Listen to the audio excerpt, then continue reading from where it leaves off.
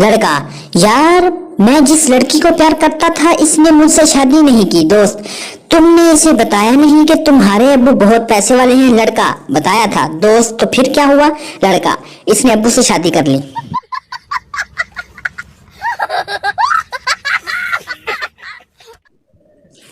गांव की लड़की का इजहार मोहब्बत। लड़का, मुझे तुमसे प्यार हो गया है। लड़की हंसी और शर्मा कर बोली, चल दफा हो, मैनू गोया थप्पड़ दे।